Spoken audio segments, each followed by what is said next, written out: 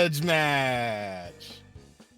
I am your commentator today, Esper Hubb, and along with me, along my side, my co-commentator, my compadre, my comrade, and my friend is WesSideVandal. How are you doing today, buddy? Doing all right. Been a while since I've commented, so this will be interesting. We've got, as you said, Grudge Match here between the 4 members of Group B of the 2019 Minter Tournament here. That'd be Oro, Tylersalt, Vertz 505, and Blackwax. Excuse me. Oro called for this Grudge Match because they were shut out in the group stages of the 2019 Minter Tournament. So it'll be interesting to see who comes out on top with 2 years more experience under their belts. The mode for this race is going to be main tournament for 2021 settings. So that's going to be a standard mode, defeat Ganon 7-7 with hard item pool and not hard item functionality. So Yep. Yeah. With hard item pool, there's a few items omitted from the normal item pool rotation. That means that the Great Mail upgrades are no longer present. You only get I think at the very most, as far as hearts go, 16 hearts. You also will not have the Golden Sword or Silvers or Mirror Shield. Correct. However, everything else is still in play, including the powder. And the reason why that's relevant is, as I mentioned earlier, it is not hard item functionality. So if you powder a fairy or or a bubble beam, or an anti-fairy, excuse me, it will still turn into a fairy as opposed to a piece of heart, or a heart piece or bees. Yeah, it's one of the more hard item functionality is one of the more things people have yet to adjust to, but hard item pool people are slowly digging into. And just as you said, it's for the tournament settings that should be having around this corner. Who knows? Maybe happening tomorrow, from what I've heard. Qualifiers starting soon for that main tournament. Already seeing some love in the chat for this amazing pre-roll screen. This is, like a lot of things here on the Go Mode Podcast Twitch, designed by Lady Boxy. Man, all we need now is just a theme song for our Grudge matches, and just we are all set. I'll be down for that.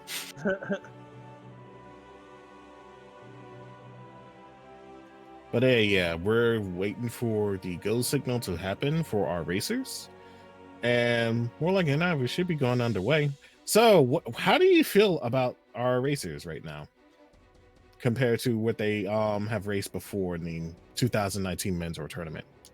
I haven't actually I didn't follow the 2019 Mentor tournament. That was right around the time I was really starting to get back into the community. I have seen Oro race a lot, and I know they are capable of just absolutely wrecking a hard standard scene at this point. So we'll see how the other 3 have continued to improve, and it should be interesting to see what happens here. Yep, it's gonna be I guess you can say that this is just the classroom reunion, as they would call it. See how people are faring in their all these times of the year. I only came in around 2020 in the Mentor tournament. That's how I first dipped my hand into the randomizer after running a few seeds by myself. All right. And it looks like we're underway soon enough, thanks to Oro. Yep, Oro has their timer scripted to sync to the Race Time GG timer. So off we go. And we're underway. And apparently our uncle will be played by Sans today. He just told us we're going to have a very bad time. 20 rupees in the family chest there. I mean, it may be 20 rupees, but since we're at the very start of the game, any kind of rupee grab that you can just come across will be a welcome sight, because money will always be in logic, especially in the first part, because you're going to need some money to pay for the bottle merchant for a free check. Well, not a free check. You're paying 100 to check that item. But more importantly, in case you don't find any bombs that are dropped, you're going to need some money to get those as well, along with a lot of other things. Vanilla sword on the uncle. So not one of the more taxing escapes here. Yeah, this is seeing like pretty standard. It'll be very interesting. It would have been very interesting if they had bow. Bow, I feel like would do a lot more work, or fire rod. Pretty much anything except the sword makes for a bit of a wrinkly escape sequence, I've found. I would say either sword or hammer are kind of the easier ones, because they don't have a capacity to them, whereas with bombs, Cane of Burna, Cane of Samaria, Fire Rod, and Bow, you have limited resource of those, and if you use them up, you have to intentionally take a death to take a refill. So, in a lot of cases. So, yeah. Well, I feel like it's been 2 years since our runners have been racing. I feel like they're pretty experienced in handling those situations. Yes. Okay. Looks like Blackwax so far out a bit of an execution advantage. Not anything to note yet, insofar as, this being a trend that will continue. But he does have a solid half a room. Yeah. Aura and Tylersalt is also shoulder to shoulder, as not too far off from them, Vertz is on his way into the guard number 3 room, hopefully getting the key. Okay, so they got bombs, and Yes. this is good for the standard sequence, because if you can get any kind of bomb for it, you can do some early checking in the sewers once you get to the back of Sanctuary for the last part of the escape route. Yep. One of the other kind of wrinkles in any standard seed is whether or not you will receive bombs to be able to do those early checks. Get them in the chest, as we saw there, or you can even find some off of the enemies and their drop pools. I have not actually been looking at those to see if any of them would have dropped bombs, but it is now a moot point because of those 3 bombs in the guard chest. And as we get to the second phase of escape, where we take Zelda back out of the dungeon, we see that both Aura and Tyler shoulder to shoulder pushed a bit past Blackwax. Yeah. Blackwax must have had a little bit more trouble with, like, say, the ball and chain guard. I wasn't quite fully paying attention to their screen. Let's see here. So we have found both the small key and the map for Hyrule Castle. Of course, small key, not that surprising. In standard, we do need to find it in one of these checks. That's kind of needed to open the door ahead of us here. But the map means that everything from here on out is going to be an item of some sort. Whether it's an important item, of course, remains to be seen. But and this is where it harks back to hoping that you find a bomb very early in the game, because if the back of the Sanctuary has some huge major progression, you will probably been falling behind severely because of not having a bomb. Yeah, because your options are to go all the way back through the front of escape sequence here, or to wait until you have found the first gloves to be able to open the drop down. Yep, that is correct. That can get a little bit hairy. Yeah, that takes some time, and that's something that our runners can ill afford at the moment, especially at the start. They're looking to try to make this run as clean as possible and avoid double dipping it if the occasion tries to call for it. Yep. So we do find our first bottle here in Dark Cross in the sewers. So that's going to open up the Lazy Kid check once our runners get to Kakariko. I wouldn't say he's that lazy. He's just making sure he's practicing safe social distancing and so on forth. We are at hard times and stuff. So good use of the boomerang there by Oro to get the key from the key rat there. Yeah, one of the benefits of having a red ring is that you will have twice the distance as you would with a blue ring when you throw it. Just a bunch of rupees in the back of escape and 1/4 of a heart container. I was about to say that was another 20 rupees. Would have hit the jackpot by then. Yep, it was two big 20s and a piece of heart. So does get our runners a little bit closer to that 100 we need for the bottle vendor. I think they are well within that range, because once they get to Blind Man's Hut, that should be like 30 more rupees in total. That'll be 30, Yep, that'll be 30, and then the pots between the chests in the waterfall also have some rupees. Now, all that would be moot if somehow 300 rupees just magically pop up and fall into their laps right now. Yep. A very quick map check there from Tylersalt. I didn't quite catch everything there. That should be okay. Our trackers should be able to track what was the first 3 dungeons pendant crystal location. Alrighty. Bombs from the tree pole there. Even more. I'm amazed. And more bombs in the in the mushroom spot. It looks like Blackwax is opting to go into the scenic route, which is to check the lumberjack lads. Now, this could be useful information to see if they have to do AGA, and it doesn't look like they need to. So it's just 20 rupees there. Yep. So we won't need to do Aghanim 1 for that reason today. Might still need it logically to access like Eastern Dark World, but we'll see how that shakes out. We did happen to find a large collection of rupees in Thieves' Hideout, though. So our runners are going to be able to check Bottle Vendor. Basically full clear out Kakariko, actually. Yeah, they're only missing the flute now. And before I jinx it, I'm pretty sure the flute's nearby. Nah, who am I kidding? The flute wouldn't be nearby here. That'll be silly. Next chest. Oh, half magic. Okay. Okay, that's something even better. Half magic is a good thing to have, as long with the fire rod. Yeah, I was about to say, here's someone to use that half magic on.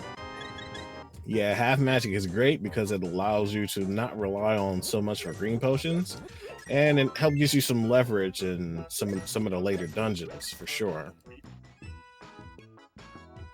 Yeah, specifically, I would say Trinex, because if our swords happen to be in bad locations, a Master Sword Trinex fight is not the most fun thing in the world. So that half magic definitely gives our runner some breathing room. And now we're in Kakariko Well, pulling up a piece of heart in the first chest. So let's take a look at the bat, see what we get going on. And 20 more rupees. And it's not that bad, because we may need more rupees later on as we get more bombs, a whole heart, and 50 more rupees. A lot of money today in the early seed. Yeah. So we'll see maybe if our runners decide to give the King of Scams a pretty early visit here. Regardless of flipper location.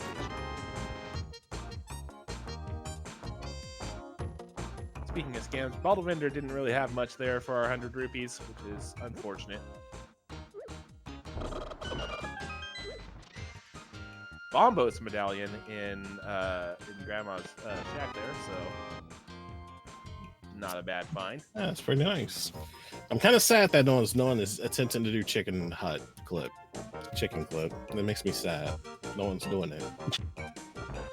Well, to be fair, if you mess that up, you could soft lock your game and have to reset. So, not something you want to risk doing in a race situation if you aren't confident. That's a good point. There is the Cane of Berna in back of Tavern.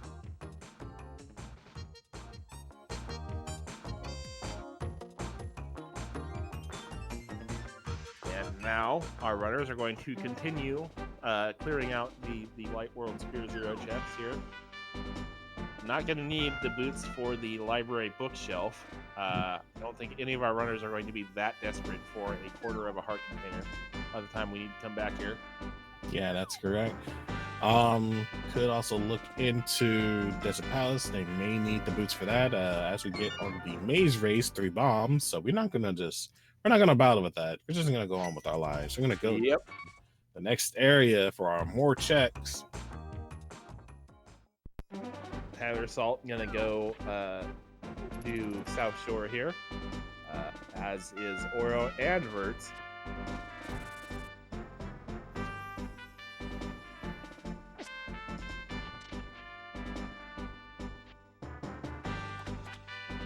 I do want to point out it does look like Blackwax has fallen a little bit further behind now. Even maybe having some execution or pathing problems.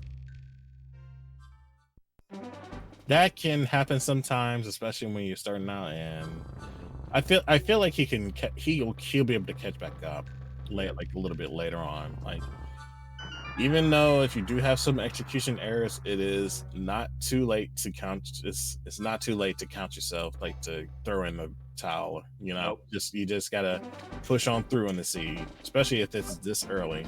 I was about to say this early into a seed, it's not something to be too deeply concerned with yet, but it is something to keep an eye on as an outside observer. We did find the shield in Dam there. Thankfully, with our item pools, we don't have to deal with the mirror. So if they do come across Fire Shield, it'll be very helpful for them, especially when doing a few boss fights. Yep.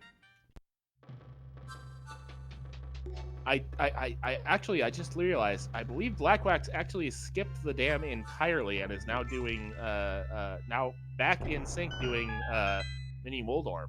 He's probably not opting to do it just so he can save some time to do the rest of these checks. Might be coming back to it once he goes into doing the Swamp Palace, because that could be the next idea to do. But we do get a pair of gloves in our mini Mort cave. So they're a few items away from getting dark mode access, which is pretty great. But more importantly, this allows our runners to go out of logic since they don't have a lantern to go into Death Mountain. I do actually also want to point out it does look like Oro did take a death, because they are heading back to Mini Moldorm Cave here. It's rather unfortunate. I feel like that death probably came from either a crab or just a miscalculation of some sort. Yeah. Tracker saying Oro went to Agina. Oh, he went to Agina and then saved and quit and then came back to here, which is another legit strategy you can do when you first start on your seed, because Agina's cave is very far off. It's in the Desert Palace location, the desert, and it does take a while for you to get around to there. So once you do finish deck check, it's a lot faster to save and quit and then just moving on with your life. Yeah, Agina's is kind of one of those spots that you're going to either check right now, or you are going to check as like one of your last possible checks in the light world, because it is just so out of the way in the early game. That's just, yeah. And it's burned me more than a few times to have progression on Agina that I didn't check simply because I was like, well, I could walk all the way over there for one item, or I could just come down here and do South Shore and Mini Moldorm and... Yep. And as we are reaching to Saha's closet, Vertz is going to give us our 3 checks there. What could it be? We got the Moon Pearl, a piece of heart, and 20 rupees. Moon Pearl will be very, very huge here. Yep. Because if Vertz really, really wants to, he can now fake Flipper into Waterfall Fairy and get the checks there. Yep. It also puts us 1 item away from Dark World access, and that 1 item can take the form of either the Titan's Mitts or the Hammer. Yep, that is correct. Preferably, you'll probably want the Hammer, because Hammer will allow you to have some more areas that you can get into. Titan's Mitts is pretty good, but it really won't get you that far compared to the Hammer early in the seed, unless you have the hook shot. If you have the hook shot and Titan's Mitt, you can just go to Eastern Death Mountain and doing all those checks there. And the long trip to Agina that you guys have already seen, 10 arrows, that's part of the reason why I think a lot of runners are like me and just despise doing that check, is because most of the time it's that. But then again, the one time it is something, oh boy. As I've said it once and I'll say it again and forevermore, nothing is guaranteed when you're running a randomized seed. Nope. But that is one thing you do have to take into account to do as far as checks goes. And Vertz taking an unfortunate jump, forgetting to open in that chest. He's just gonna have to move right back around. But yeah, there is certain risk factors that you have to take account into is leaving out chests or grabbing chests because they take time and doing all sorts of things. So you have to make that call on the fly and hope for the best. And there's insult on top of insult for Vertz there. Misses the chest, goes back around for it, and oh, map. Great. It may be a map, but it's another check off of his mind. Fair. Any checks that you can get while you're still here without really messing up that much is another point of victory to you because you got that out the way instead of just ignoring it. Good quick unlock there from Vertz. One of the nicer tricks to kind of have in your repertoire there is you can basically just hold up, stay in the top half of the room, and only have to kill 2 skeletons instead of 4. Saves you a lot of time in doing so, and we get the flippers on the big chest for Eastern Palace. So it seemed like this is screaming to us that we should pay a visit to Zora now. Yeah. Especially now that we have the logical means to go there. And I think Tyler just overheard us because he just saved and quit. I don't think he's going back to check out the rest of Eastern Palace when he could just go straight to Hobo and Zora Lake and get checks out the way. Because he knows that whatever is left in Eastern is going to be out of logic. So, and we have to come back here anyway because this is a crystal. So, why not follow that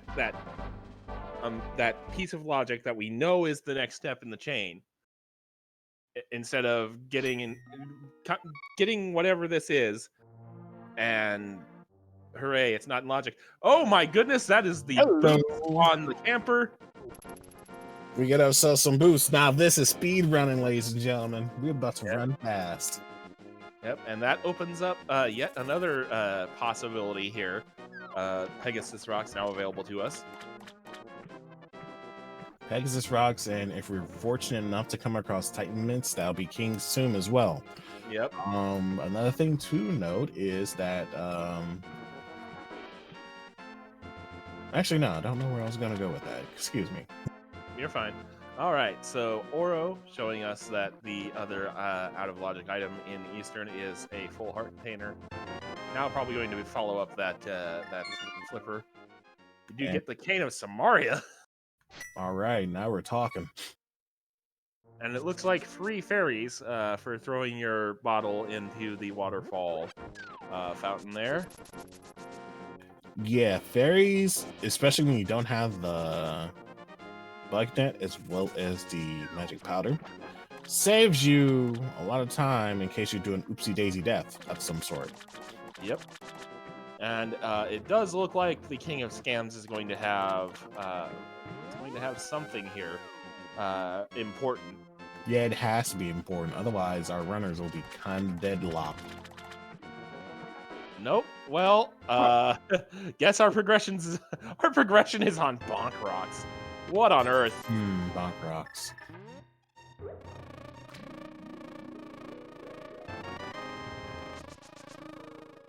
All right. Well, all right. Time here. Is it a Titan's Mint? Is it a hammer? Or, you know what? It could just be the worst offense and be Lantern. I was just thinking the same thing. It's going to be Lantern, and we're going to be heading up Death Mountain. Okay. Nope, time. Let's go. We're in Dark World Access now with that hammer. Now that we have the Moon Pearl and Power Gloves as well. Looks like Tyler is going to do something different though. Instead of just going to Dark World immediately, he is going to. Oh, you know what? He didn't check the lumberjack. Yeah, so I was about probably to say doing his check now while he's still here, which makes a lot of sense for runners to do. Yeah. Sees that it's 20, decides to leave. Guesses now this is his time to go into the Dark World and dive into. Well, no, I suppose it would still be nice to find out if you need to do Aghanim 1 for the item. I was just thinking we have Dark World access, and furthermore, I believe at this point we do have access to with the hammer we have access to East Dark World. So I was thinking about locations, and I completely forgot that. Oh yeah, that is an item check. All right. Now, here's the fun part. If Skull Woods is a crystal, do you think Tyler will prioritize clearing that up first, or Thieves Town first? I would make an argument for Skull Woods, because we have a fairy, we have half magic. We should be able, if you go straight back to Mothula, we should be able to handle it. That was an interesting Dark World dungeon layout there. Looked like Ice, Turtle Rock, and Swamp Palace were our pendants. Interesting. So we're going to need a flute and Titan's Mint to get into Misery Mire alone on that regard. They already got their Cane of Samora, so they don't have to worry about being locked out of the dungeon that way. So green pendant swamp, by the way. So I like to think that there may be something in Green Pendant Swamp. It feels, that's just my gut speaking though. It has a lot of checks in there, so it's not in the wrong to, if you're kind of getting locked out in some of these dungeons, to just do a hard check in there once you have the means to do so. But of course, you need to have the hook shot just to at least go to the boss and beat him up. Yep. All right, so Vertz checking Hype Cave there. Nothing there, so more of a gripe cave. And it looks like Tylersalt is going to give the Mothula fight the good old college try here after getting the item behind the statue pole room. They have quite the adequate amount of hearts. I feel like they're confident enough in handling it.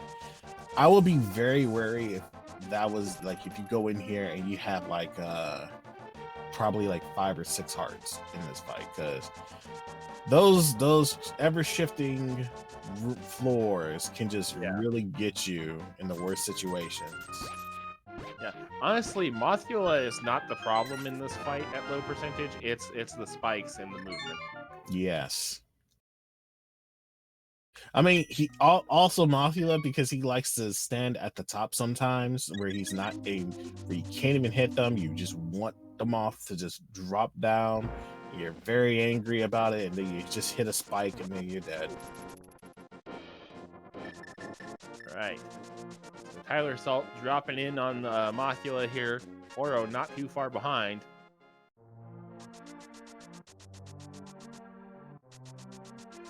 Nice excellent dash. That is, yeah. Good opening shot, and it also generally tends to help keep Mothula away from the top of the room here. And the reason why that's a problem is because if you hit Mothula into the spikes, sometimes damage doesn't register, because Link to the Past is a very well-coded video game. Mothula just has the big key of Skull Woods, but that is first blood crystal-wise goes to Tylersalt. And we're not even 25 minutes in. Yep. Yeah, I'll go right ahead. I was about to say, which, considering our first crystal is Skull Woods, a Dark World dungeon, that does that puts that time even further into pretty fast perspective, because we had to get Dark World access to get here. Yep, especially with the Light World's dungeon being locked out. I just noticed Oro killing that one mummy in a very fast fashion thanks to the aid of those spikes. And looks like he's going to be finishing up his Mothula fight soon. Yep. Mothula being a little bit of a problem with the spikes here, though. I think the spikes are just bodyguarding them pretty hard. Yep. Thankfully, they have the hammer. Yep. And hammer is a good default weapon to fall back to in a situation like this, to get some tempered sword damage and to hopefully get the kill. There it is. There we go. Yep. It seemed like everyone else is taking up on the idea of doing Mothula as the first dungeon, though. As Vertz and Blackwax following suit, they're gonna go ahead and do their Mothula fight, and they'll hopefully fare well to get their first crystal as well. Yep.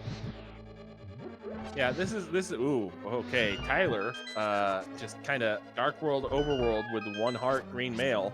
That's ballsy. No fear. No fear. All right.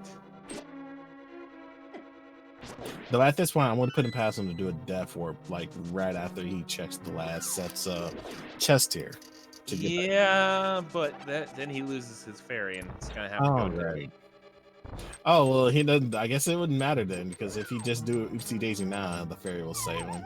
Yep. Unless he releases the fairy and intentionally dies, that would be rather weird though to do that. Yeah.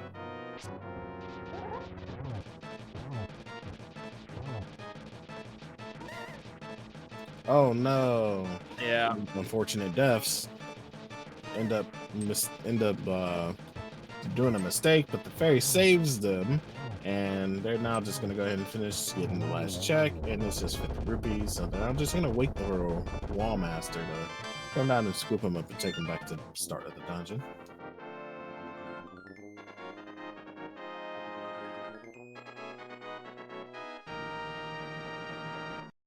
And the bomb jump that I hate, one of my least favorite bomb jumps in the entire game. I don't know why. It's kind of hard. Yeah, I agree. But I always end up saying it's a hop, skip, and a jump, and then I just fall into the pit. I had to repeat my phrase again. Yep. It's really hard to like overshoot it. Well, not really hard, but it's really easy to overshoot it. Excuse me. Okay, Tylersalt going for more information here. Gonna go check Bunker Cave. Yeah, this is absolutely fine. 10 arrows is up there, so they don't really need the cake. But yeah, you just got out of Skull Woods. This will be an okay check to do. You don't necessarily have the mirror, so there's no point in going into the rest of the part up there to lead. That will probably lead into Catfish because you ain't got no mirror. What's the point? Yep. All right, C-shaped house, 10 arrows.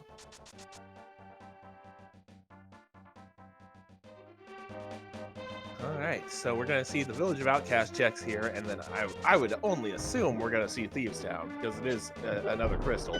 Yeah, and it's full clearable thanks to the hammer as well. So they're looking to go through with that. I wonder if Blackwax remembers that he has a fairy. Oh wait, he did because he threw it out.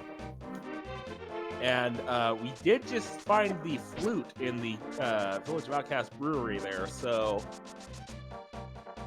amazing find, especially when we're still in the early parts of the seed, because that makes routing a lot more easier, as well as making Death Mountain into logic thanks to that. Yep. All right.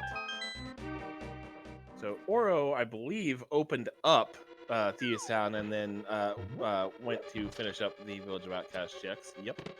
Yeah, it doesn't hurt to do these 3 checks while you're like running through here before you doing the dungeon, because you may end up getting like another sword or the fighter shield to handle the fight with blind a lot more effectively, because thankfully their big red shield can block fire. Well, not fire, but fireballs of some sort. I don't know what they call them. I mean, clearly they're the super balls from Super Mario Land for the Game Boy. Meanwhile, this is going to be a very heavily backloaded Thieves Town here. We found the small key, the big key. We have found all the dungeon items in the front floor of Thieves Town, so it is all items all the time from here on out. Oh man, I wonder what kind of items would be there. I'm so excited.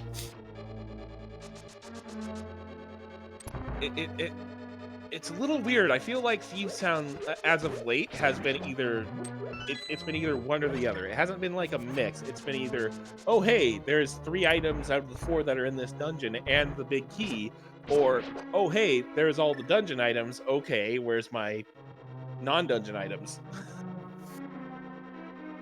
Instead of like 2 and 2. I guess you say they like going in between they don't like going in between the extremes, which kind of makes sense when you think about it. But moving on from that, Tyler is going to proceed on to the basement. Oro's not too far behind from them, and we get Vertz and Blackwax doing their sequence of going into Daytown to go to the dungeon itself once they finish these checks around it. Oro deciding to take a bit more time to just run through without the use of an invincibility item. Tylersalt did use the Cane of Myrna to cause a little bit of lag, but also just be able to run through unharmed. Yeah, that's rather unfortunate. But okay. not using the cane at that point saves him the magic for the boss fight later on. And I think that is a good decision on his part, on their part, I mean, to be able to do that. Yeah, I mean, we do have half magic, and the blind fight is scripted as long as you do it in the first shot. So it's good to have it as a backup, though. Unfortunately, Tylersalt did take that death in Skull Woods, did not have that fairy, so is now going to have to run back through the front part of Thieves Town here and reflip the switch to be able to get down to where Oro is exploring right now. Unfortunately, on the way there, they took a considerable amount of damage, and now they're on 1 health again. Oh, dear. That's gonna be something to keep an eye on here. Oh, got a little bit too close to that spike, and that is another death for Tylersalt. That's rather unfortunate. I hope they're not tilting at this point. Oh. If we get a blue pot from the big chest, that is pretty great right now, because I'm sure they can use a cold one after that. Yeah, Tylersalt's gonna love and probably simultaneously hate seeing that when they open that chest. Meanwhile, Oro, having had no such problems, is now ready for the blind fight. I'm gonna go ahead and start up the script. And looking good. Feeling good.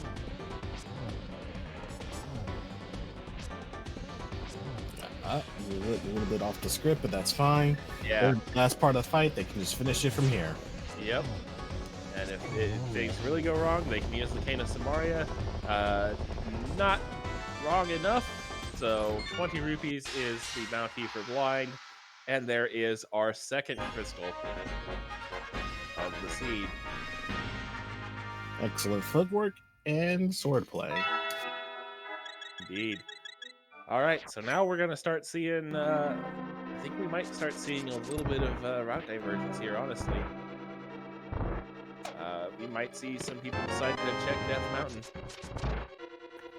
Yeah, they might activate the flute and check some Death Mountain. Like, for example, Vertz, who has done all this already, that Oro is going to be doing. I believe, at least. Oh, well, no, they might have just done Hype Cave and save and quit, actually. Yeah. They went straight to Hype Cave, if I'm not mistaken. But,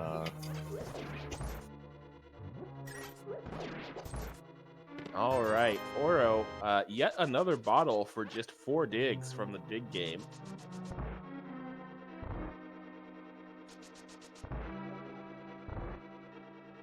And Stumpy has the lantern. And Vertz also has that lantern. So Vertz did not just do Hype Cave. They've already done all this. So we are probably going to see Vertz save and quit and activate flute after they take out blind here.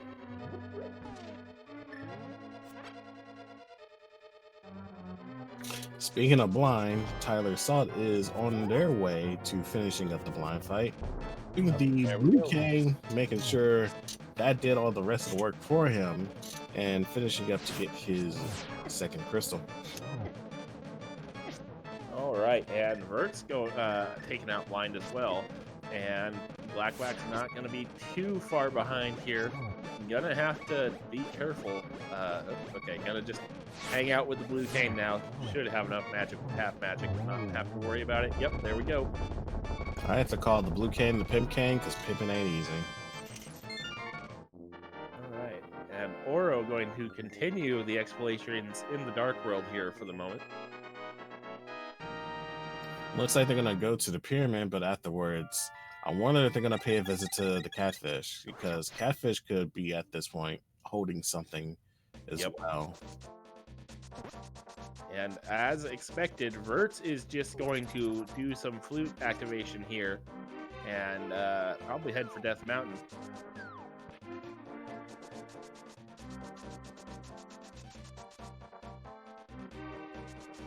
So, as far as Death Mountain goes, they got like, I believe, 2 checks to check it out.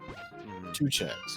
Because they got the old man himself, but they also have Inside Spectacle Rock.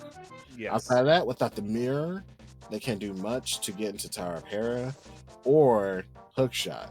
Without Hookshot, they can't even go to Eastside Death Mountain. Oh, that's right. Yeah, that's okay. I am far less confident about that play than I was 30 seconds ago. Yeah, it looks like he's going to check the desert because he wants to see what Agina has in his cave, and which is probably gonna be rather unfortunate for him because, as we know, those were just 10 arrows. Meanwhile, Catfish, he's going to give us a piece of heart, which is unusual.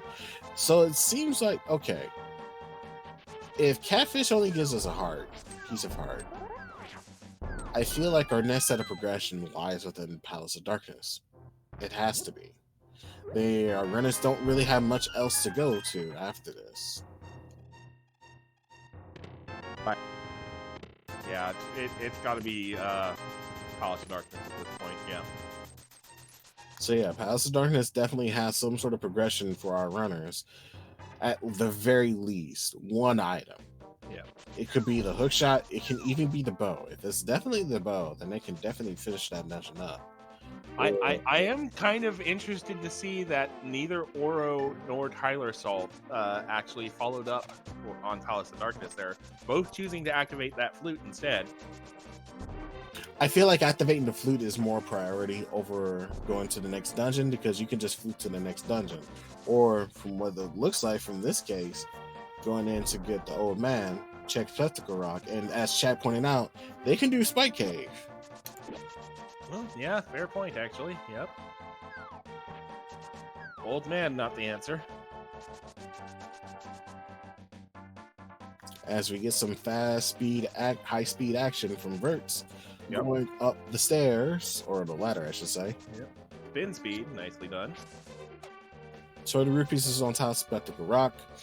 We can ignore those, but that is the hook shot. Hello.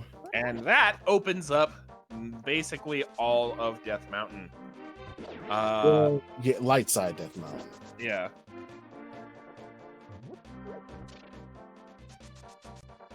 I agree, chat. This seed has been one directional. Pretty linear.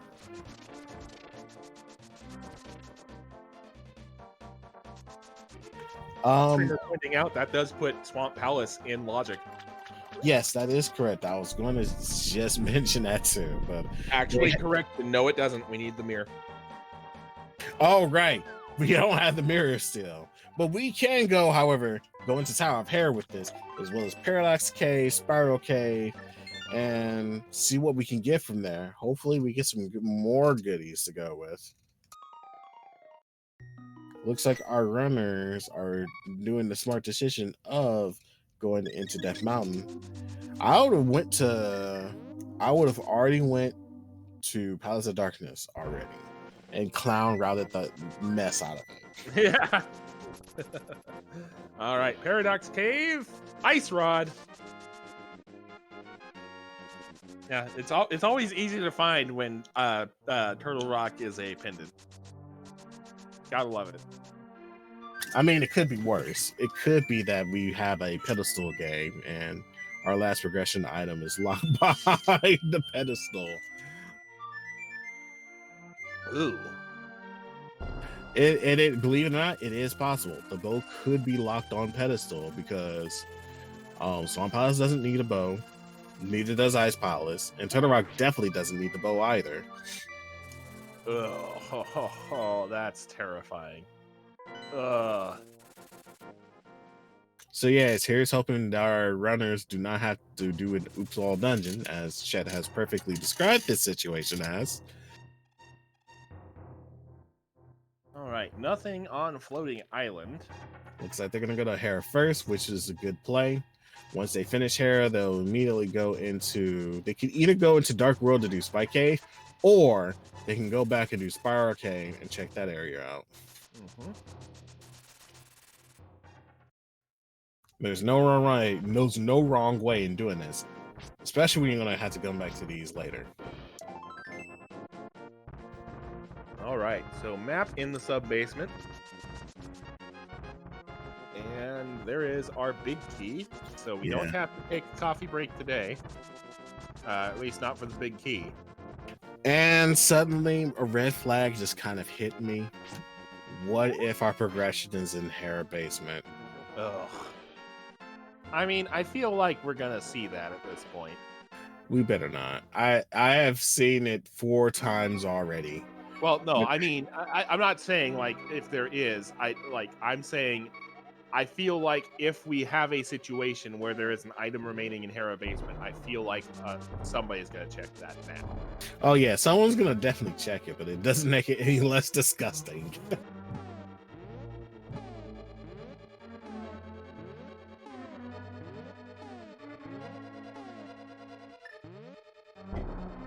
Vertz using the bomb setup for Herapot here.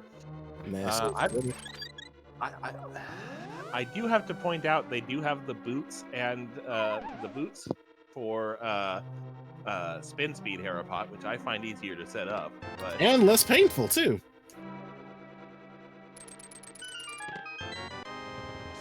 And we do in fact have an item in the Hera basement. I don't know, Morty could have an item, right? Unless we didn't pull an item up yet. We have not pulled an item up yet, as far as I've been able to see. No. And here's Oro doing the spin speed variant of Herapot. Nope. Oh boy. Oro, help me out here. Come on now. Oh no.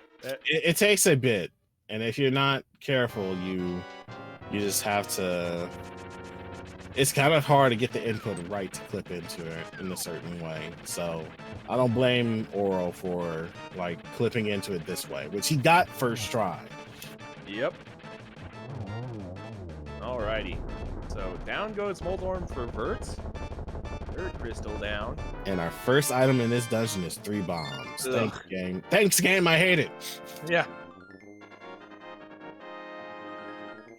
And interestingly enough, with our third crystal comes our third lead change. Yeah, versus slow has pulled ahead, and yeah, like now we're getting to the point where we're making the big play decision of checking out Hera basement. So yeah, we had Tylersalt first to down Mothula, Oro first to down Blind, and now Vertz first to down Moldorm. Vertz does get baby jailed here, unfortunately.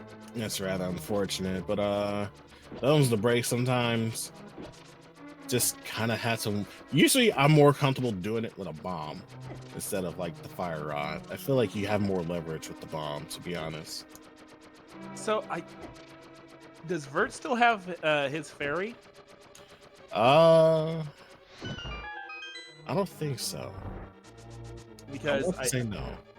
I feel like this would be a perfect opportunity for a death warp, but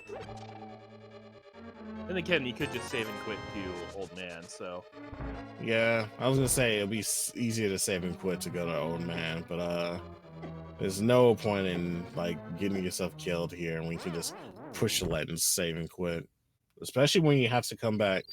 Oh, they still have their fairy. Oh no. Oh no. Oh. Okay. That may be unfortunate, but that's consolation. He can always get another fairy from the waterfall. Yeah, it's not that much of a trip with the flute now. You're right.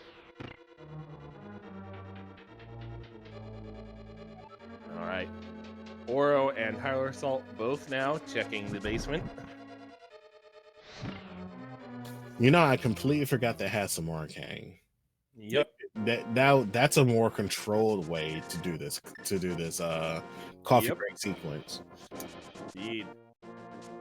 Although it is possible to do it with bombs, I've even seen some people manage to do it with the red boomerang.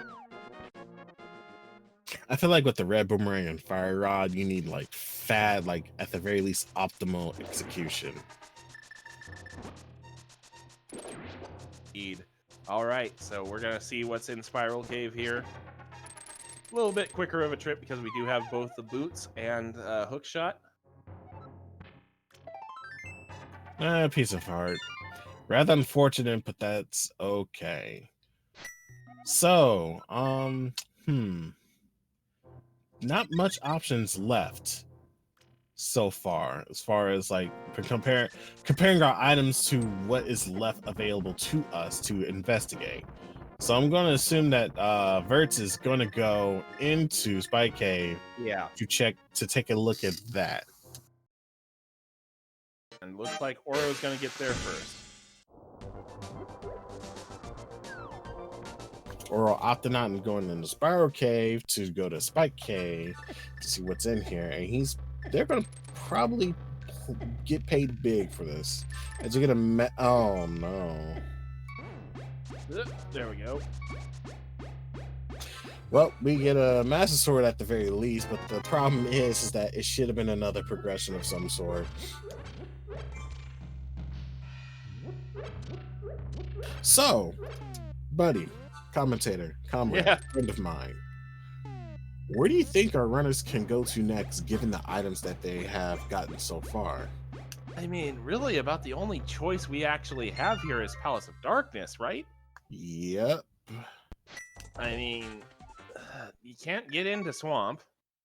We don't have Book, Titans, or Mirror to get into Desert.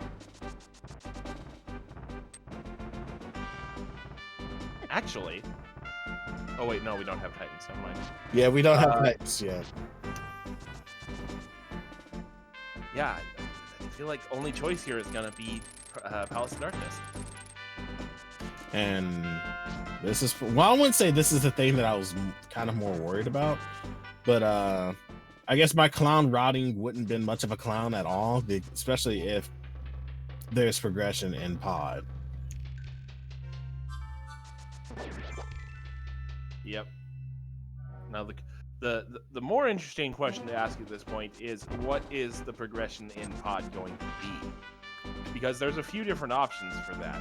We could find Mirror, and that would open up Swamp. We could find Titans, and that would open up Ice Palace. It'll also open, thanks to the fact that they got the flute, they can also open up the overworld checks in Misery Mire as well. Yeah. Has a 33% chance of opening up Misery Mire as well, because we do have that Bombos medallion. Yes.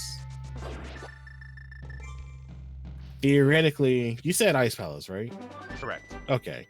Just making sure. Yeah. Decisions are needing to be had at some point, but looks like Oro is gonna go ahead and take the first bite, following up on Vertz as they're going to go into pod. And I would like to say place your bets now on which progression item would be in pod, but we're not playing a bet. We're not in a casino right now. Yeah, our Restreamer also pointing out, once we find those Titans, Hurdle Rock is potentially full clearable. 33% chance of being full clearable. You know what they say about Pendant and Turtle Rock? It always has your progression when you least expect it. Yep. But then again, nothing is guaranteed in this seed, as the seed has proven to us time and time again that it will do whatever it wants, and you will follow this route however it wants. All right, looking forward to our go mode Mire medallion on Laser Bridge already. Thanks. Oh, there's a Titan. Oh, there we go. Someone's cashing in on their jackpots today with the Titan Smith call.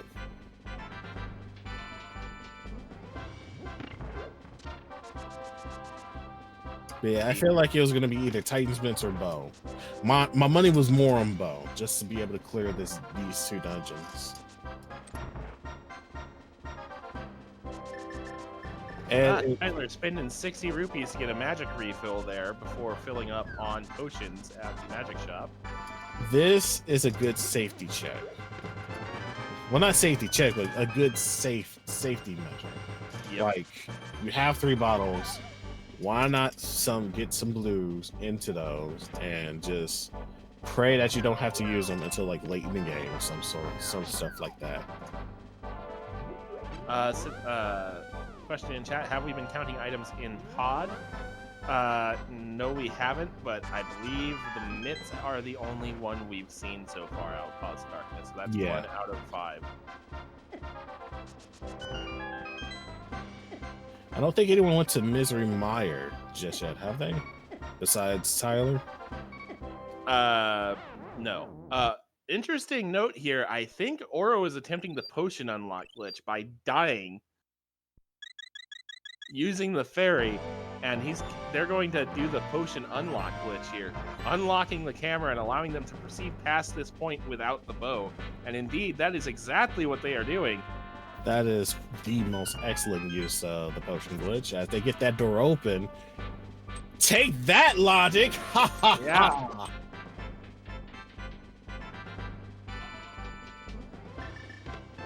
And for our efforts, we get a key. And what is in our other chest here? Another key. You know, I like to declare that as a nice victory right there. Getting more keys is a good idea. But if he gets any more keys, we might have to suspect some of the chests that do require keys to open up being a thing that you'll need to do. And a very nice clip through the switch pegs to be able to clear that and get to the back of the room here. We're about to see some... Oh, wait, no, we're not. I was about to say, we're about to see some hammering up action. I would love to see that right now, but no, they ain't got the mirror yet, so this is really doing so. We clearly missed something. Tylersalt has the bow and is now in Eastern. Would you believe King's Tomb? Yep, I was about to say. With Titansmith in hand, I feel like they immediately left the Desert of Palace and just went straight for a few key areas. That's pretty amazing. Yeah, that is a brave call, and now I understand why our Restreamer was asking about item count in pod. Because, yeah, Tylersalt got those Titans and must have immediately noped out. That, you know what? I didn't put 2 to 2 together, but I was like, that explains why he went to Misery Mire immediately after that to do the overworld checks there. Well, one overworld check from there. I will also say it does look like that's going to pay off pretty handsomely, because the rest of this Palace of Darkness has been a big old nothing burger. Even though it is a crystal, nothing yielding in the Palace of Darkness is kind of unfortunate, especially when you don't have the bow, because you can't really clear the dungeon from there. So Oro did not pick up the big key of Palace of Darkness, and only found that out when they attempted to open the big chest, which, ouch. Gonna get a pretty good consolation prize here as they save and quit and head immediately for King's Tomb. Yep, they're gonna get their arrows, and with this being hard item pool, that's the only location where the arrows is at. There is no silvers here whatsoever, or a bow upgrade, so to say. What was the entry for Misery Mire? I didn't check. Yep. And I just missed it on the restream too. They did it so fast. Oh, well, wait. Looks like... Okay, it's Quake. Thank you very much for pointing that out for us. Tracker's keeping on top of it for us. Thank you to Greycorvid, excuse me, and Tumultech 13. Meanwhile, Tylersalt is doing the almost rave party, getting some arrow shots in. He wasn't able to set up the quick kill, but he's gonna be able to at least clean up this fight.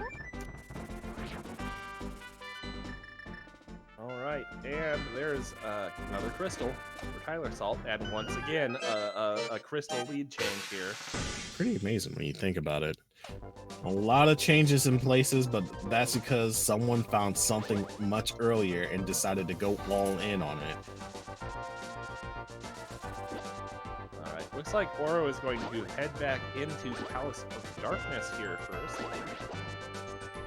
Maybe hoping to find the mirror here and be able to just mirror and complete Eastern, as opposed to having to come back in Light World. Yeah, think that'll be the play as well. Meanwhile, while they're going through there, we do have Dark World access shown to us by Vertz, and we're gonna see some hookshot cave action. Let's see what we got for him over here. And Ether required to get into Turtle Rock. We do find the powder in Hookshot Cave. And looks like that's going to be about it. Just a bunch of money. But the powder is a good safety measure because it gives you a free fairy once you come across an anti-fairy.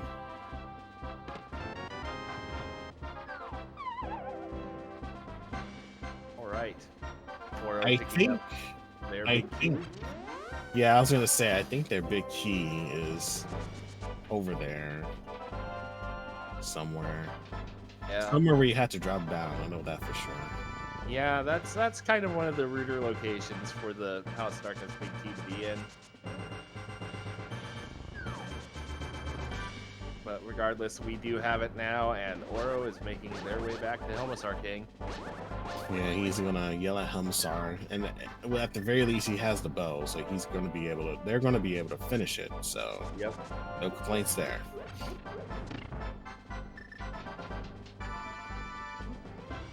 All right. Meanwhile, Vertz getting his bow. So Blackwax is the only runner without a bow yet, and I wonder if they're going to. Once they realize that they did all their checks here, they're gonna save. Are they gonna save and quit and go into looking for the bow and arrow there soon enough? Yeah, well, they are going to have to because they need it to progress any further into Palace of Darkness. If it weren't for the fact that statue needs to be shot in the eye with an arrow, coming up here on Tylersalt's screen, Blackwax could theoretically kill Helmusar King. We just can't get to him yet.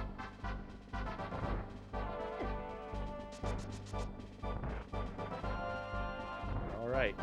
So while our runners are going through the paces of going through what we have seen already, I would like to say that you should follow Domo Podcast, not only on their Twitch page, but also follow them on their main site where they do discuss all these sorts of things, the ins and outs, and even a roundabouts for Link to the Past Randomizer.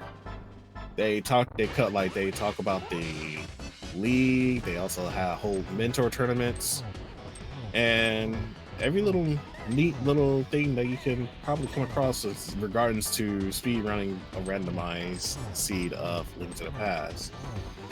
You can also give a follow to our Restreamer, who's doing a very fantastic job. Cinaeth, our trackers, Greycorvid, and I'm not going to pronounce this correctly.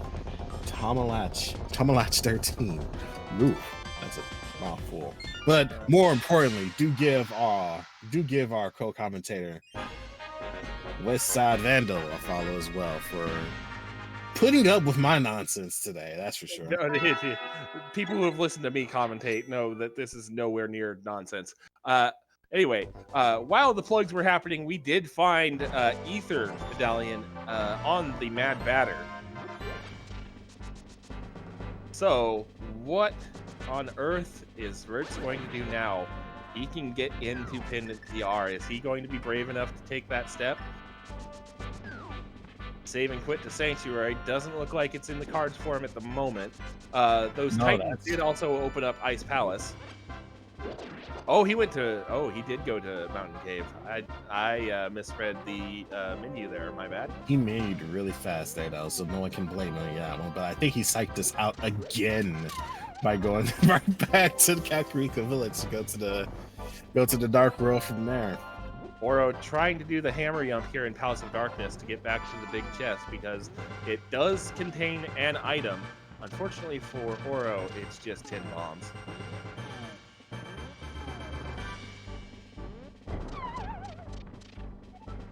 Oh, looks like Vertz is going to actually finish up the Smith's loop here.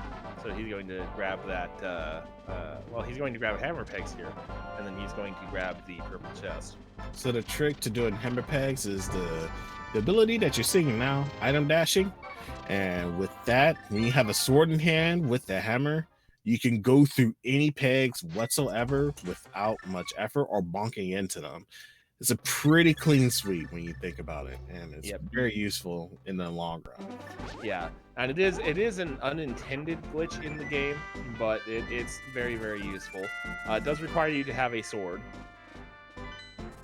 I mean, a lot of stuff our runners have some of our runners that are in this race have been doing a little bit of glitch here and there, like Oro doing a fantastic clipping glitch with the. Oh yeah, no, sorry, I wasn't saying that the glitch was bad per se. I was just saying it definitely was not developer intended. I feel like when you're making video games, you're going to have to expect a glitch or two to slip past your radar, and I for one welcome this because that can either invent something new or allow you to take that knowledge into consideration when you make the sequel or something like that, or a revision, so to say. So Oro going to go to is in Ice Palace here now, as Blackwax has received their bow now.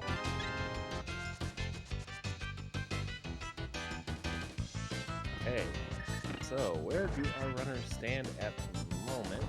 Wow, Oro did not go back to Eastern either yet. They just went straight to Ice Palace. They are looking for progression before they go into Crystal Mop-Up mode here. Interesting. Yeah, I'm kind of surprised, like, especially if you did Helmsor already. Like, well, wait, no, you couldn't, like, mirror into... Yeah, like, no mirror. So you would have to save and quit, lock all the way back up, or flute, in this case, to 5. But it is still a bit of a walk, and there's not really anything... Yeah, there's not really much that he had in East. Like, there's exactly one item that worries you if it's there, and that's a mirror.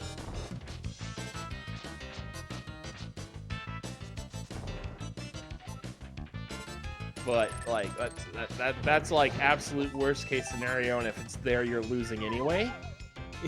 So sounds about right. Could be. Interesting. I think. Go ahead. Go ahead. I'm sorry.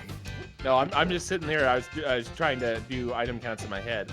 2 out of 3 items found in ice so far, neither of which were useful.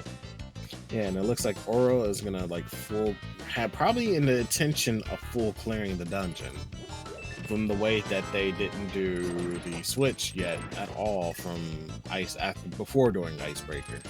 Like they just kind of didn't even bother hitting that switch. Meanwhile, Vertz has set up the quick kill, got his clean kill, going to be on his way to do the next dungeon with his fourth crystal in tow. Tylersalt, meanwhile, also in Ice Palace. Man, that's rather interesting. Oh, we get the Quake medallion. Well, that is Misery Mire access. That is from that has to be some godlike that has to be some godlike routing right there. We know Ice Palace was a pendant, and they still went into there and acquired a very much needed progression item to be able to, at the very least, clear a crystal dungeon.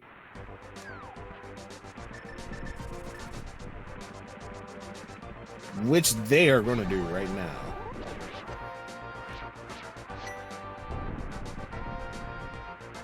Right, yeah, Meyer getting opened up. Technically, you don't need like for desert access. If you end up getting a mirror, you're already in go mode, and that if that's the case, because you don't really need the book, you can just go into Misery Mire, mirror into Desert Palace that way. Well, Malmo, also a very well-known coordinator of our Overworld Glitches events here on the Go Mode podcast.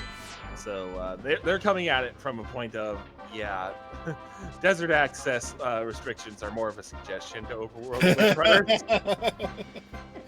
It is also worth checking out too if you're interested in seeing how this game opens up in various different ways.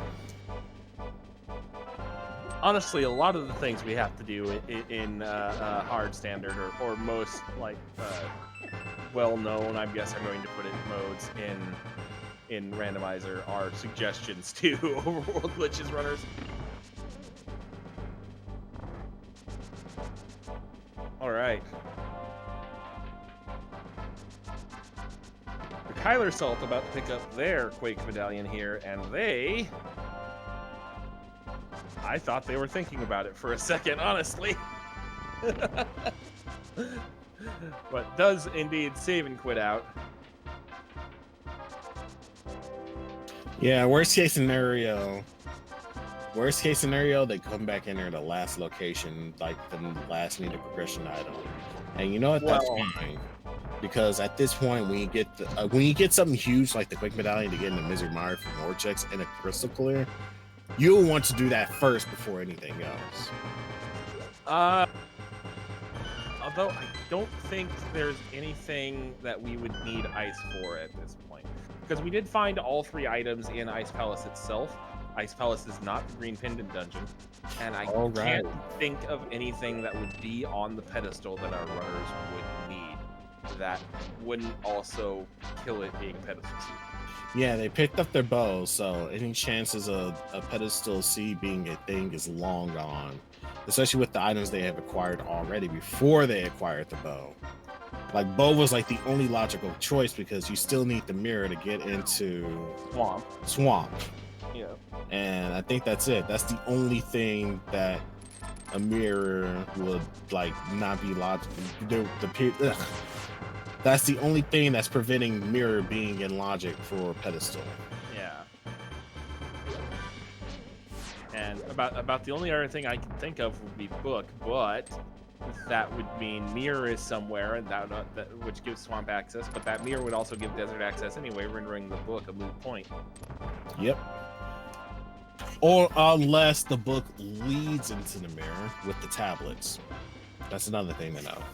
Oh no! Okay, moving on from this cursed line of thinking immediately. Oh my goodness. Oro weighing down the switch in Misery Mire with the cane of Samario. All right. And making their way to Vitreous here. I mean, it could be worse. It definitely could, as you just proved.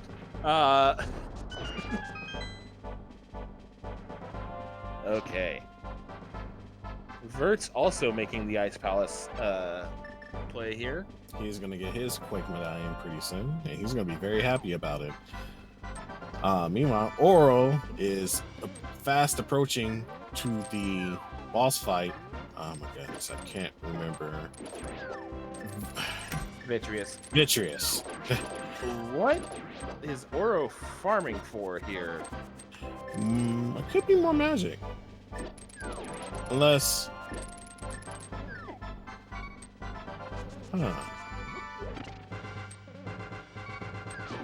Okay. I'm trying to think, because there is a way where you can have the minions drop the tiny eyeballs to drop items, but you have to kill like a certain mob or something like that before then.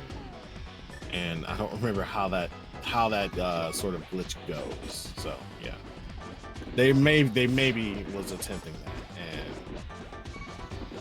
see if it works or not. We'll find out soon enough. As the magic for them. Oh no! They have a fairy. Oh right, they have a fairy.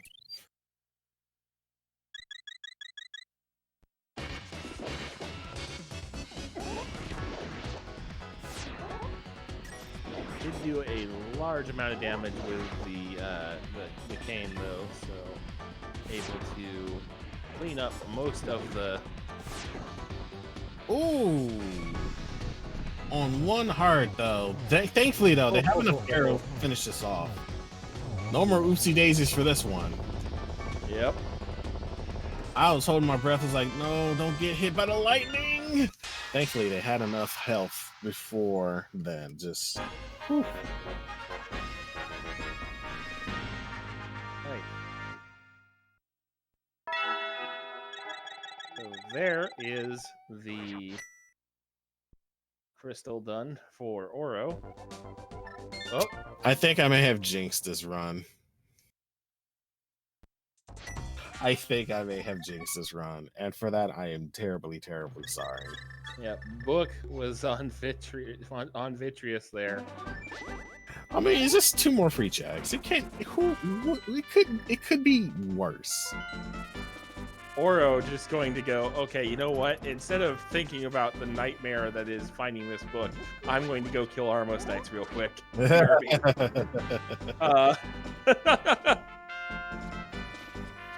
Meanwhile, Vertz is making their way through the Ice Palace. Haven't come across their Quake Pendant yet, but I'm pretty sure when they do, they'll be very happy about it and can just leave. Blackwax, I do believe they just finished. Which dungeon did they just finish?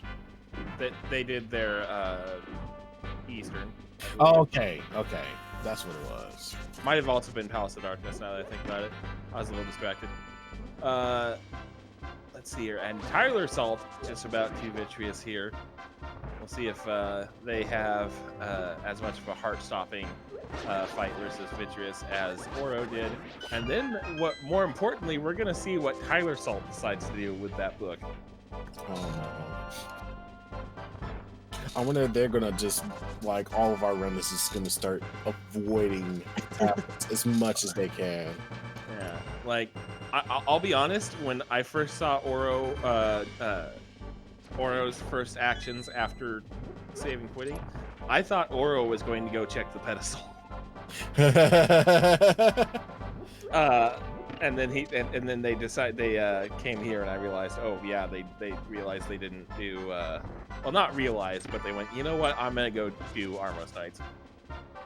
Yeah, it's also worth knowing though that pedestal at this point won't be logically sound, so to say, because like the mirror is the only thing that you'll definitely need, and like I said before, Swamp Palace is blocking that potential.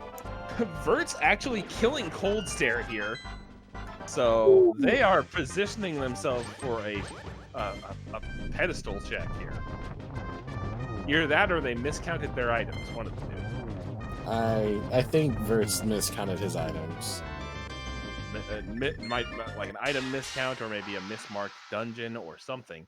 At any rate, a Cold Stare kill and simultaneous crystal collections from different bosses for the left side of our screen.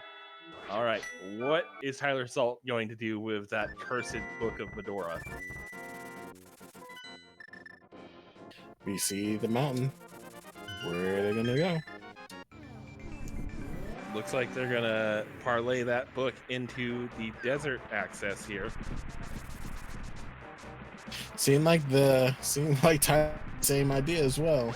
So both Oro and Tyler are gonna go into Desert Palace. I just realized we're both stupid. We don't need the mirror. You're right. We really don't need the mirror. Yeah, you're right. No, wait. Oh wait, no. Swamp Palace is abandoned. Duh. Yeah. My goodness. So book gives us access to desert. And that's all we need. That should allow us to go into go mode. Yeah. It's been such a long time since I seen or witnessed or played a mirrorless seed. Yeah. And it really shows. Yeah. To be fair, I was right there with you, brother. I was just like, And then I realized, wait a second. Yeah, these Why are. do we need to go into swamp? Well, because we might need to. Wait, what? But yeah. Anyway, now that the confusion is over, we are and have been for several minutes in go mode. I do believe Aura was the first to go into go mode, followed by Tylersalt. Soon enough, Vertz will be in his go mode, and then Blackwax will soon to follow once they get their quake. Well, Blackwax is going to have to go to Misery Mire, though, which they might do some other things first. Who knows? But well, the quake will definitely lead them to Misery Mire to get in their go mode for sure. All right, so it'll be interesting to see the approaches our runners take here, because this is a fairly dicey Ganon fight at this juncture. Master Sword Silverless. A lot of people don't like that, but they'll do it if they have to. Fairly decent amount of hearts, 13. We do have 3 bottles for health and magic refills. We also have half magic. That's a key essential thing for, especially if you're doing Silverless. Like if you're doing Silverless, if you can help it, try to look for half magic along the way. But if it's not, pray that you have enough blue potions in stored.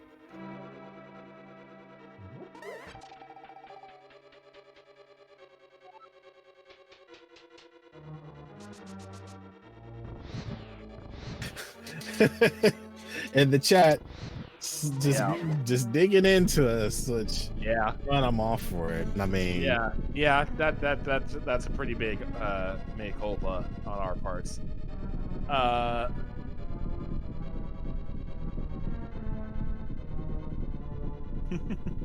But at any rate, Oro going to take a pit stop here, fill up their potions with blue potions before heading up to Ganon's tower. Yeah, like it's better stock up before going in there because you're still on green mail. You're susceptible to a lot more damage. So, fun little game we like to play. Oro did pick up their 7th crystal a while ago, actually. There are 21 locations in Ganon's tower where the big key could be. Please enter a number from 1 to 21 in chat, and whoever gets closest without going over gets a fabulous prize. Disclaimer, the prize may or may not be fabulous or even exist. I mean, internet points is fabulous. I don't know about you, but I would like some internet points. Oh, we actually do have the bot. Oops. Get your guesses in now, please. I'm going to go ahead and go with that. Why not?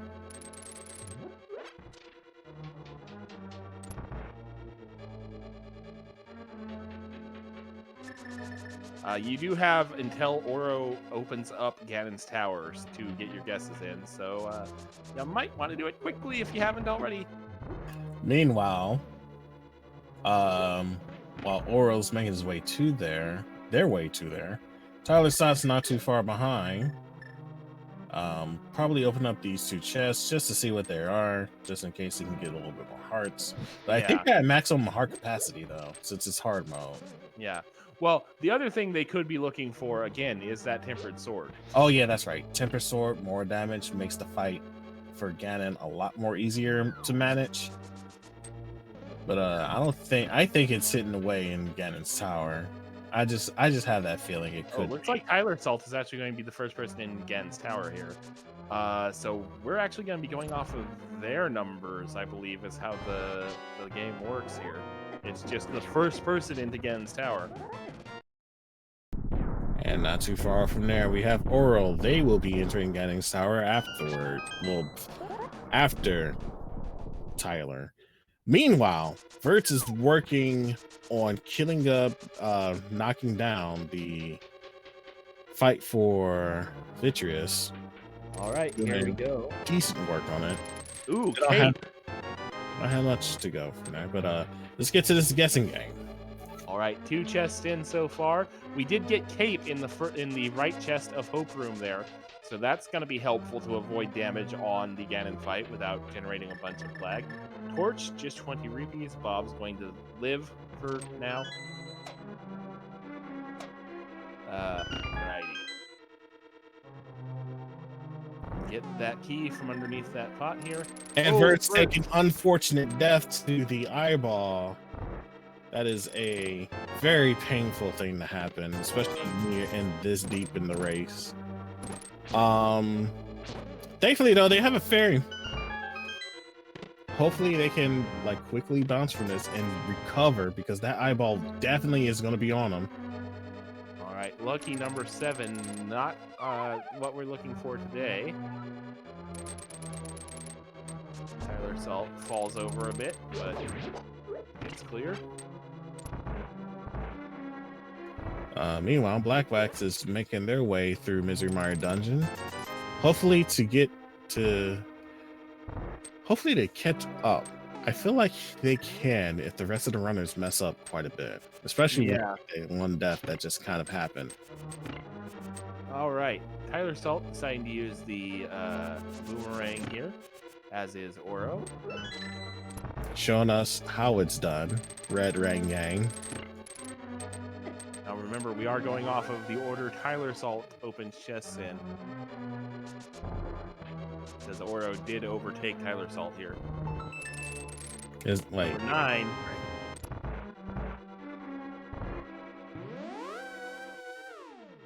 Well, it's like they Wow. shoulder now.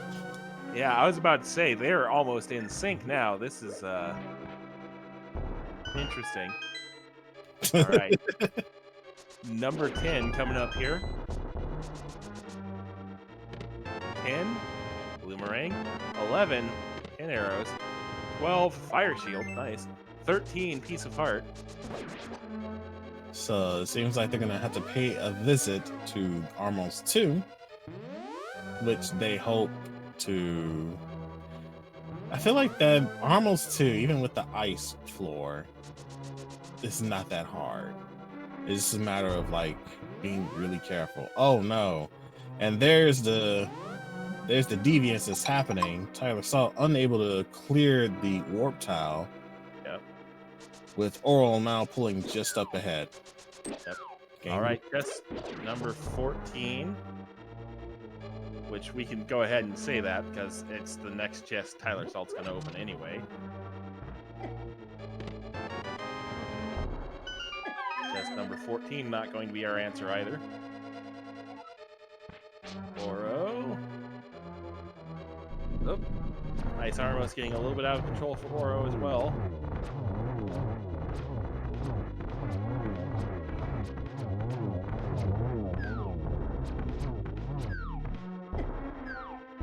Allows Tylersalt to make up a little bit of that time.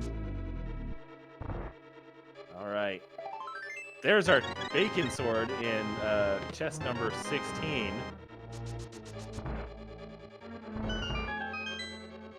Welcome sight for Soul Rise for some people who are desperately seeking for more damage, especially when I need it to deal with Ganon. So that's a good thing.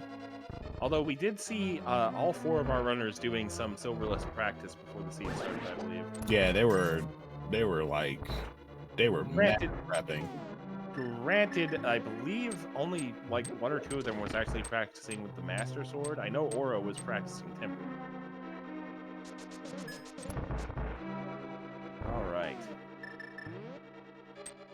All right, so what Right Side has for us should hopefully be the key, because it can't be anywhere else right now at this point. And heaven forbid if it's on pedestal. Can't be on pedestal? I know, just joking. Okay. I was like, wait, what? Alright, using the Cane of Samaria here to flip that switch repeatedly. Chest number 18. Nope. 19. Nope. Nope. Rubies. Key. Nope. It's in the tile room! Tile room, let's go! Oh, God. Wow. I hate to see it happen, but you love it when it does. So that is going to be 22, and our tracker, one of our trackers, Greycorvid, guessed 18, was the closest without going over to 22. Greycorvid gets 9 points on the leaderboard. They also win a lifetime supply of links to past randomizer seeds redeemable at altppr.com. No purchase necessary, void where prohibited, emulator not included, and if your standard seed lasts longer than 4 hours, please consult the YouTube tutorial. Now, where were we? I believe Tylersalt is setting up for a death warp. Meanwhile, Oral is going to go to the tire room, which I'm pretty sure is going to be a thing. All right. So, interesting to note there, Oro did actually take that death warp, and Oro is now going to make it to the tile room first. Thankfully, they have the cape beforehand, so they can kind of cheese this room. And how they can cheese this room is by equipping cape, grabbing onto the ledge, and never letting go. Like, just hold on for your dear life. Master Hand won't even touch you.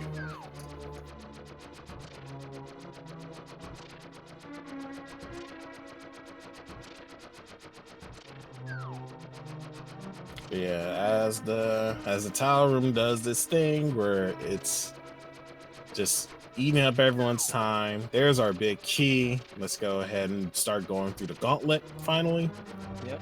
So that all being said, here's another way that Vertz could catch up some time. Imagine if Vertz galaxy brains and does tile room. We had a run. We will have a run for sure. Like it's not the best play in the world in a vacuum, but if he does it just this once, we have a pretty close 3-way race to the big pig himself. Because even with Tempered and all of these safeties, this fight is not something to be the Ganon Silverless fight is not something to be trifled with. Yeah, anything can go wrong. You can fall down. You can run out of magic. Yeah, you can like break your rhythm and go completely off tilt from there.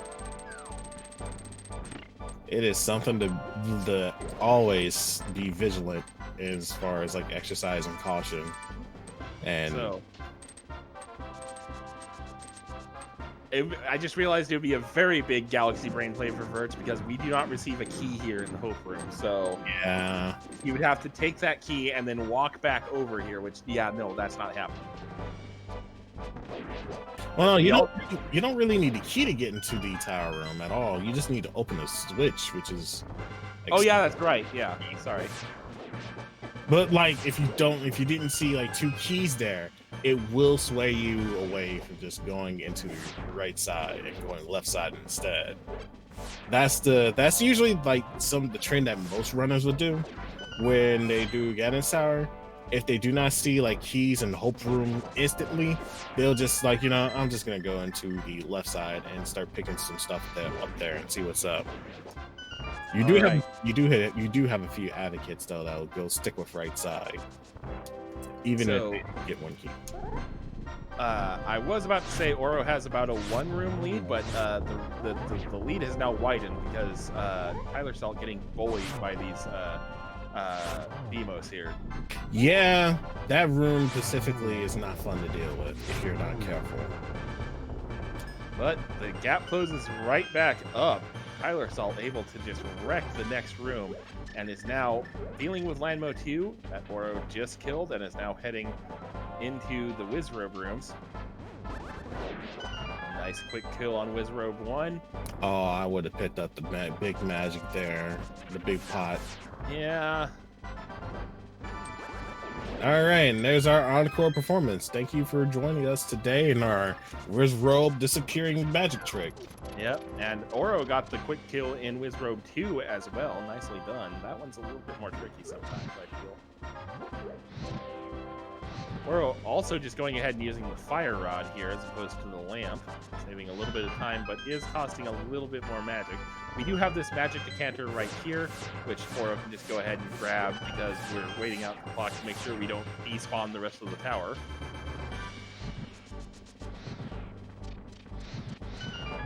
Oro does have 2 keys here, does not have to kill one of these mini commissars, which Tylersalt will.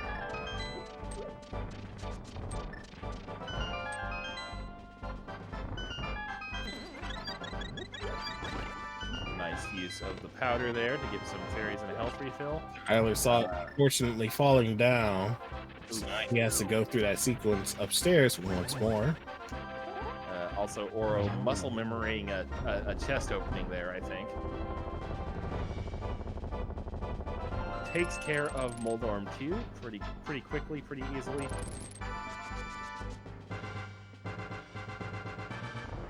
It's now making their way up to Aghanim 2. Clearing the gauntlet in spectacular fashion. It's time for the final sub-boss confrontation. And then from there, we fight the big man himself. All right. Geometry Wars here beginning for Oro. That first pattern was okay. The second one, okay. Did more with it than I probably would have been able to. 2 doubles is always a good thing to have. Unfortunately, though, that positioning right there was in his favor. Yeah, and also just the fact that one of them, the main one, threw blue balls instead of a regular ball. That's okay, though. The Aga 2 is down. It's time for the final fight. Oro is on their way for finishing the seed. 2-2-0-2 on Aga 2. Not bad. Meanwhile, Tylersalt is fast approaching. He is doing his best to catch up. Does get a 1 on the phase that Oro got a 0 on, so 2-2-1-1 for Tylersalt. Wrong Zelda game, Ganon. All right. Vertz is going to realize that he's going to have to do Tyrone, and he's going to curse under his breath. Oro, effective use of dash strats here. Oop. Yeah. Oro, no! Please tell me one of yours is a fairy. Doesn't look like it, unfortunately. Nope. Oh. So that is going to reset Ganon's RNG pattern, which could be a problem. Tylersalt now in the Ganon fight himself. Tylersalt in the initialized version of the fight, whereas Oro is going to be in no man's land. What we mean by that is to make things fair in a race setting, every race-generated ROM, Aghanim 1, Aga 2, and Ganon all have preset patterns for their randomly determined moves in the first time you fight them. If you die to any of them, then it becomes RNG again. Where that's important is Phase 3 coming up for Oro here. This is a predetermined amount of warps. Oro is actually getting incredibly lucky here because Ganon is not warping as much as he usually does. Yeah, it looks Good like God. Really generous here. Meanwhile, Tyler had to deal with 1 teleport so far. But it looks like he's going to be in the last phase as well. So now they need to do torch glitch, which is they light up the torch just the moment as it goes out to save them torch lit from the right side. The right side will now never go out, and now they are free to just do some spins and hopefully get enough spins to finish the Ganon off to clean the seed up. Oro missing torch glitch. It's good to have because, you know, being able to have a predictable rhythm in this fight is key to success, and having to worry about 2 torches instead of 1 is going to throw off that rhythm for Oro. As Tylersalt is showing us why that's very key essential, getting triple spins on the big man. It looks like he's going to get another triple going on right now.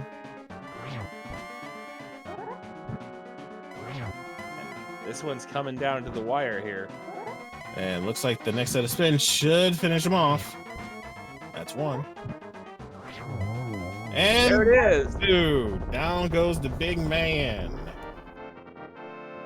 Get your GGs out for Tyler as he, I wouldn't say crept up, but manages to catch up to Oro, overtake, and finish with a time of 1 hour, 36 minutes, and I believe 5 seconds. Yep, 1:36:05. GG. Racetime.gg chat.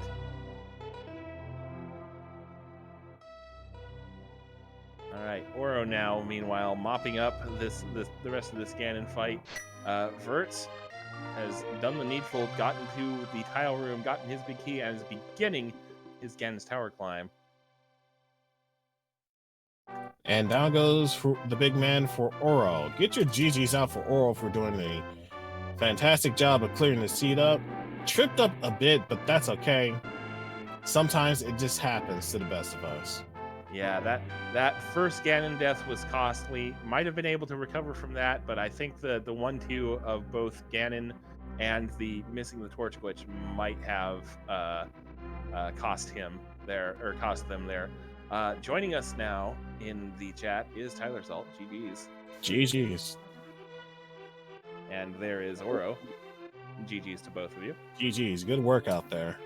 Hey, GG's, Tyler.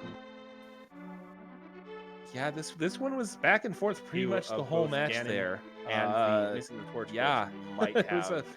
It was coming down very, very close to that wire there. Joining us now. What were your thoughts about this chat? Is Tylersalt. GG's. GG's. I think Tyler is speechless because he was trying to activate it.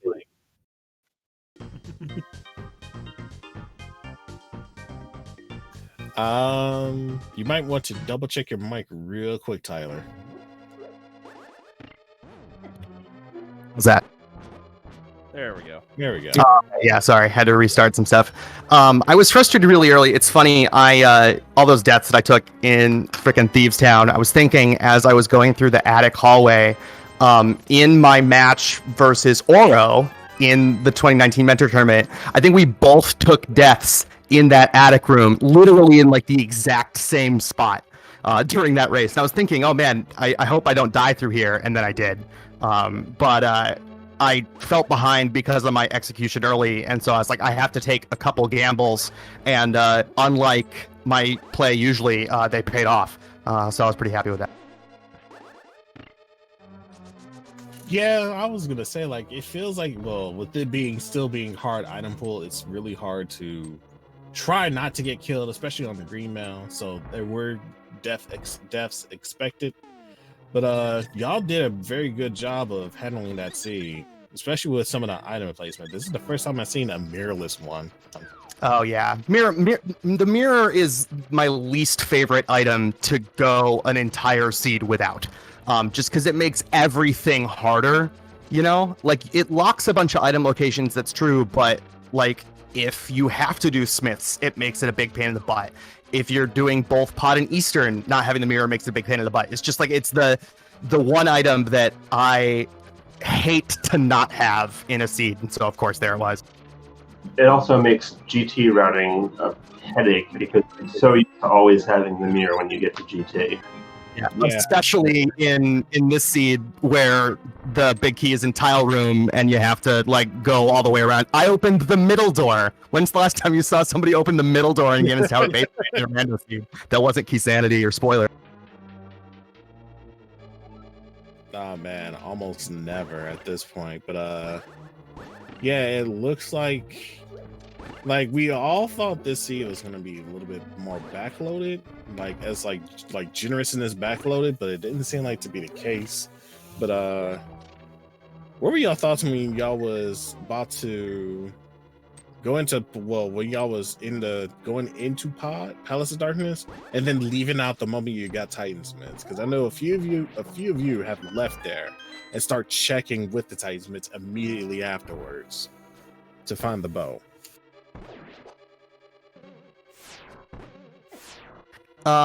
Yeah, I realized as I was going into pod that I had neither the bow nor a potion, and so I was like, all right, well, I'm not going to be able to do the right side, so I'm going to have to.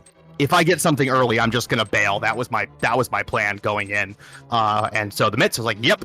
And then I got lucky and basically went straight to King's Tomb and got the bow. So that worked out pretty well. But yeah, not having the bow or a potion, I was like, I'm not sticking around here no matter what. Yeah, that makes sense. And Oral did a fantastic job of showing us why having not even a potion in a bottle, but having a fairy in a bottle nonetheless, and then using that fairy to do the potion glitch. I didn't think that was possible. I didn't know you could do it with a fairy. I guess it's You just have to get hit so that you're going left after you get hit. Oh yeah. Yeah, that was a very, very fantastic showcase of that glitch being used even with a fairy.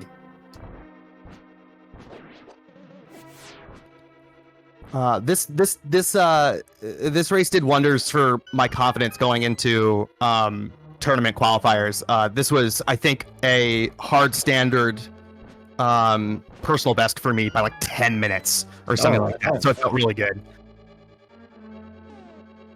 You looking forward to do another repeat performance afterwards? Man, I hope so. Not tonight, but because the qualifiers start tomorrow, right? Yeah. Yeah. So hopefully we'll get there. My philosophy going into qualifiers was I was going to practice so that I would be as disappointed as possible when I bomb out of qualifiers and don't qualify.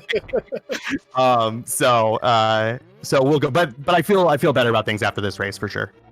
Okay, that's good. While we were talking, Vertz made it to Ganon, but unfortunately took like 2 deaths during there. I hope they are gonna. Hopefully he can pull through for this. Hopefully not tilting at this point. But I'm usually in a situation like this, especially if you have blues, there is no shame in like using the cape immediately if you're like having a hard time dealing with Ganon this way. Like you have half magic, why not use the cape? Gives you some built-in iframes for a while, and then just work from there. Like, don't be afraid to use all your resources first before you consult your potions, is what I like to do. Yeah, which is sound advice, although the cape can sometimes interfere with being able to spin on Ganon if you're on Master Sword. Yeah, that's true.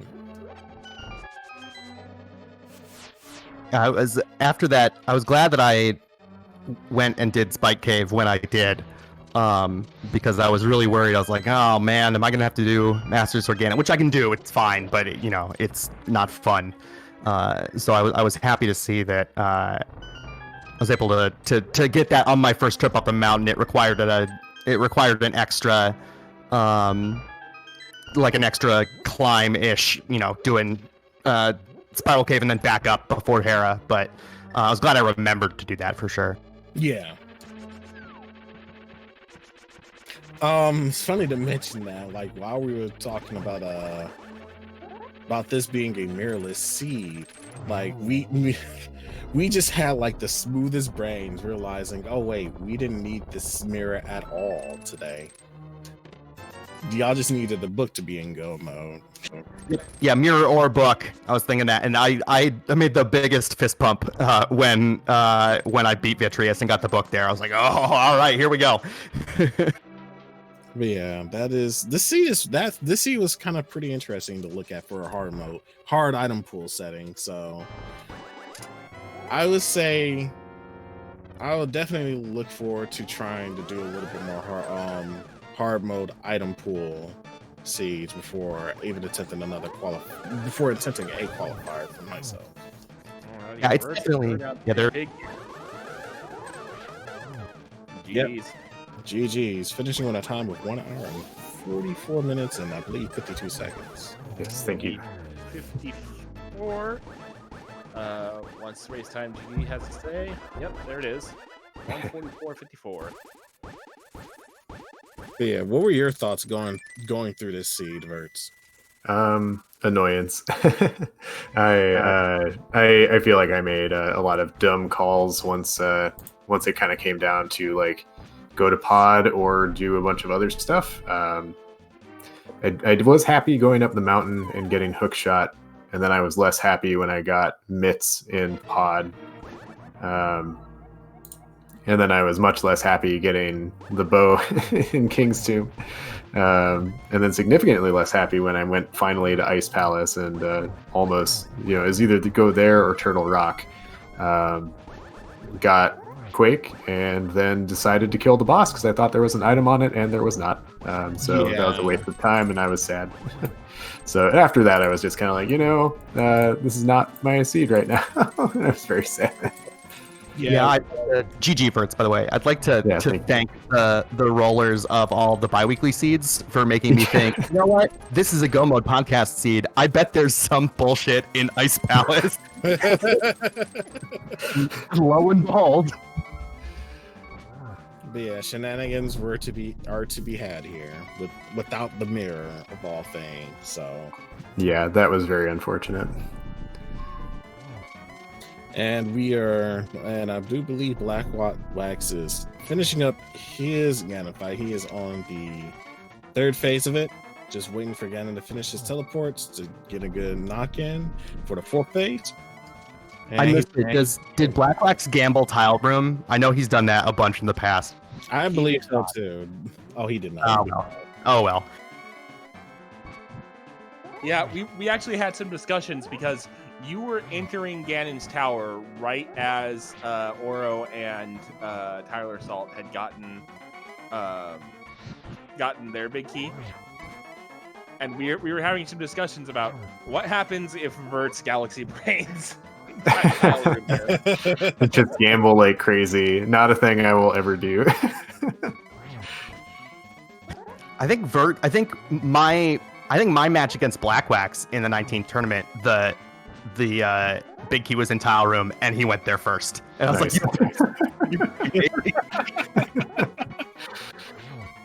so goofy. Unbelievable. I was so sad when I realized that it was in there because, no mirror and I had a fairy. So I was like, well, I guess I have to walk around. Like either release the fairy or walk around. So I guess I'm walking around. Oh, you didn't give a 14 heart death warp like I did? No, I probably should have, honestly. And down goes the big man for Blackwax. He is going to finish his seed the moment he crosses the bridge. Get your GGs out for Blackwax as he finished with a time of 1 hour, 48 minutes, and 37 seconds. Well, 38, I think, since he had to take the time to hit the finish.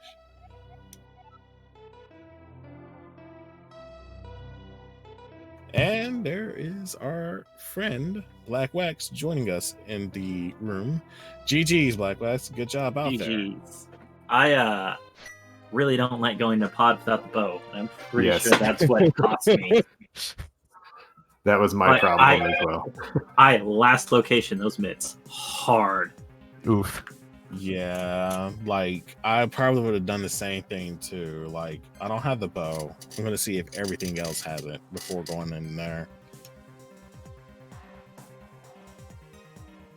I mean, the revenge tour is complete. Did anyone find a bow that was not King's Tomb? Like, was that? That's the only bow I found. Yeah, it should be the only bow there because of hard item pool. Well, there is there's a second bow in the pool. It just turns into a green 20 once you find the first one. Oh, yeah, but it still shows you. It still shows you the bow before it turns into a green 20. Interesting. Yeah, I had a tournament practice seed. I had one practice seed where it was bow escape, where bow was on Uncle, and then the silvers were at the mushroom spot. And so I just went ahead and grabbed it because, hey, that's 20 rupees right before Kakariko. It might be bottle vendor Monday. Intriguing. Did anybody sequence break the boots? No. Nope. No, I wish I had. I didn't. I was about to. I hesitated. I walked to Ice Rod Cave, and was like, I've got Zora money. Do I want? I stood there outside Ice Rod Cave for a second, thinking, do I want a fake flipper? And then decided not to because I didn't have the Moon Pearl. And then went to Eastern, got the flippers, and then got the boots. It's like, oh, great, okay.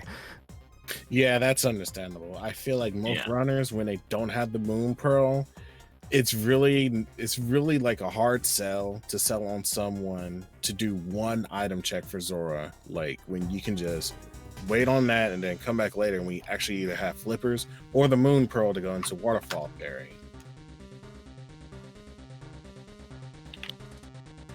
Yeah.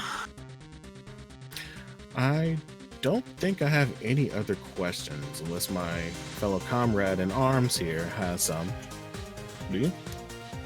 I am pretty terrible at interview questions, so pretty much all I had has been covered already. So, all right. Well, I gotta go anyways because I got another race. So, all right. Good luck out there. Deuces. GG's all. Appreciate it. GG's everybody. Thanks for the restream. We appreciate it, and thanks for the challenge, Aura. This was a lot of fun. Yeah, GG's everyone. Now I just want another grudge match. Anytime. You heard it here, folks. And I do believe that should close out today's match for the Go Mode Podcast Grudge Match. Give our runners a follow in their respective Twitch channels. They did a fantastic job running out there. Also, give our Restreamer a follow, Cinaeth, as well as our trackers, Greycorvid and Tomalach13, as well as the commentators, WesSideVandal and yours truly, Ezra Hubb. I do believe that should be all for today. If you like to see more grudge matches in the future, I say you should tune in. I highly recommend it. Until then, thank you very much for watching and have a good night.